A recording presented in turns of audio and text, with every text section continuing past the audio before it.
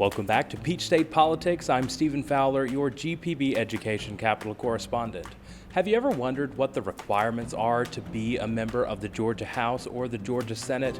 Well, the answer lies in the Georgia State Constitution. It says that to be a member of the House of Representatives, you have to be at least 21 years old, you have to have lived in Georgia for 2 years, and lived in the district you want to represent for at least 1 year.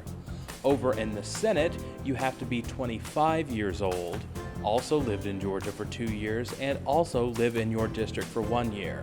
Now, the legislative session runs for 40 legislative days, which is usually January to April, and that makes it a part-time job.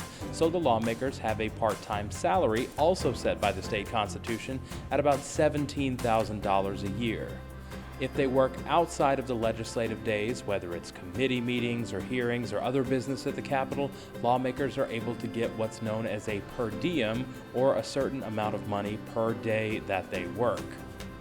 Now, I just turned 25, which means that I could run in the Georgia House or the Georgia Senate, but I just moved to a new district, so I have to wait until that 1 year mark is passed, or I could stay here doing what I'm doing now, answering your questions about how Georgia's government works. Speaking of questions, if you have more, send them to me at gpb.org/PSP. I'm Stephen Fowler, your GPB Education Capital correspondent. Thanks for watching.